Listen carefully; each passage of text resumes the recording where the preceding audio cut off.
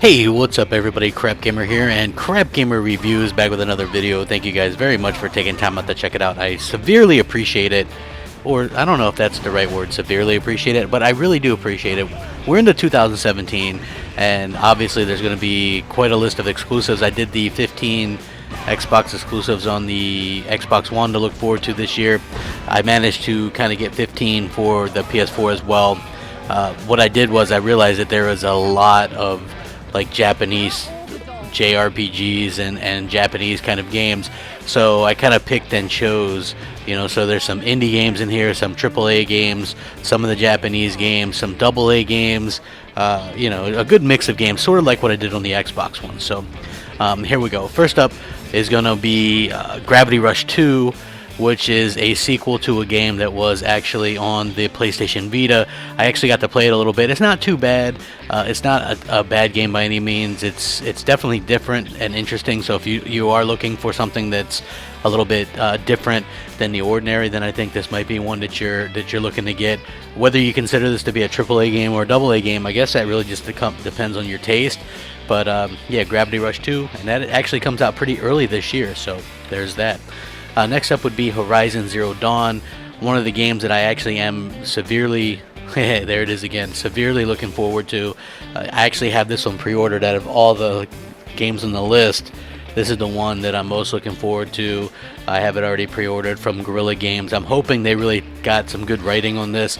I wasn't such a fan of the, the Killzone series. The stories were pretty bland, pretty boring, but this game does look beautiful and it looks interesting, and it's definitely piqued my interest from the very beginning when it was announced at E3 a couple years ago, so I'm very excited about that. Next up would be Neo. I believe that's how you say it. This looks like, I guess I watched a trailer for it before doing this video. It looks like a kind of a Souls game, I guess, and some people are really kind of high on this game. They think it's going to be pretty good, and maybe it will be. I don't know. It's not particularly my game or my style of game, but I'm not everybody, so hopefully if it's your type of game, good. For me, it's not something I'm interested in, but the game looks okay, and I think that it'll probably do okay because it comes out earlier in the year. Next up would be an indie game. This game is called Wild, and it actually, I don't like a lot of indie games, but this one definitely does look interesting, where it takes place like 10,000 years ago, and you can like play as any creature you like a human or whatever. And I've seen some trailers for it, and it looks actually pretty good. This is the type of indie game that I'm more into than, say, something like the 8-bit style games, So Wild, definitely a game to kind of look into. Next up, Final Fantasy VII Remake. I'm not sure if this one is going to be a full exclusive or timed or whatever, but for just the purposes of this, I'm going to put it down as a exclusive on the PS4. I know a lot of people love this game. The first Final Fantasy that I've actually played in the mainline series is the new one, 15.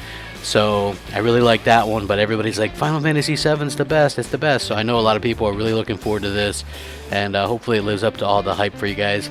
Another one that is coming out that I'm actually pretty much looking forward to is Uncharted Lost Legacy. It's probably my favorite or second favorite franchise on the PlayStation.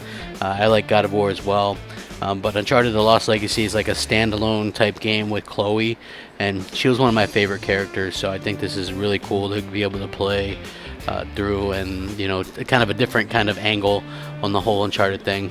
Next up, Major League Baseball The Show 17, the only baseball game in town. So if you like baseball and you want to play a baseball game, you pretty much have to play on PlayStation 4. I mean, there's some arcade style ones or whatever, or some really bad ones elsewhere, but MLB The Show has long been the standard and the best baseball game around.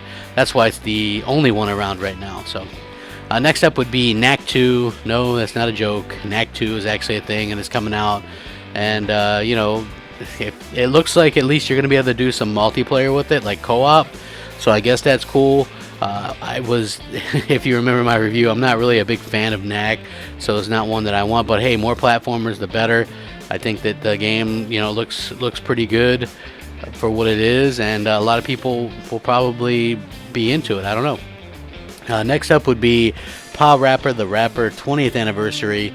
I did put in some remasters and remakes in this just because, like I said, I wanted to make this appeal to the widest possible audience that I could. But this is a game that's very beloved, and a lot of people like this game, and You know, it was actually, I think it was one of the first rhythm games. So, you know, I realized that it's not like a huge game or anything like that, and it can be beat pretty quickly. But I think that a lot of people are actually looking forward to this game quite a bit.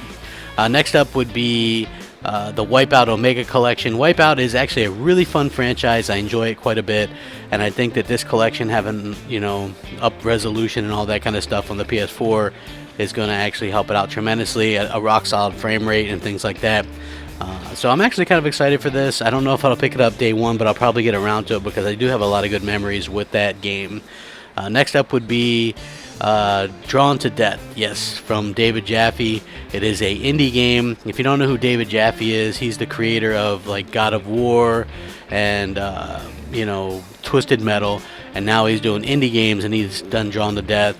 And you know, it looks interesting. I guess the color scheme and stuff kind of gives me a headache, but you know, I'll definitely try it out. I think it's going to be free to play, so I'm definitely going to try that out and see what I think, and maybe it's a hit. Who knows? So next up would be Gran Turismo Sport. Yep, Gran Turismo makes its long-awaited debut on the PlayStation 4, and so we're gonna sit there and have it. I think this one's a little bit more geared towards the esports type people, so who knows.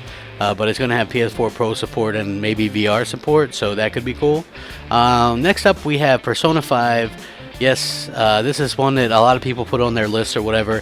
I have no idea what these games are about, but I put it on here anyway just because, like I said, this is a well-rounded list. Nobody can look at this list and go, well, Crapgamer is biased or whatever, or he just listed a bunch of games nobody's heard of. I actually went through and did some research on this, and, you know, I put it in here because I didn't put a lot of the other Japanese games in here, but this is one of the ones that I recognized, so I put it in here, and hopefully you guys that are looking forward to it get to play it. Next up would be Kingdom Hearts 2.8. I know this is another remaster, but, you know, it is. I actually might play this because I'm looking forward to Kingdom Hearts 3. You know, it does kind of suck that I had to play the older games on PlayStation and play 3 on Xbox, but you know, if you're a Kingdom Hearts fan, I don't know, it's probably worth a try. And you know, there's not a whole lot of RPGs out this generation. I think that's where we're lacking, so this could be one that could actually do pretty well, and I believe it comes out pretty early in this year as well. So, and finally, even though this one isn't confirmed on their list or anything, I put Days Gone down because I believe that Days Gone might make it out this year. I wouldn't bet against it, and the reason I say that is because I think The Last of Us 2 comes out next year, and they don't want two zombie games coming out at the same time in the same year. So I believe Days Gone will be this year, but possibly not. So hopefully it does come out this year, and that would be one that I would probably be interested in as well. Well, there you have it. 15 games to get excited about. PS4 owners, what do you think? Sound off. Let me know what you're excited about. Rate, comment, subscribe, all that good stuff. Rack 'em up. Crapgamer out.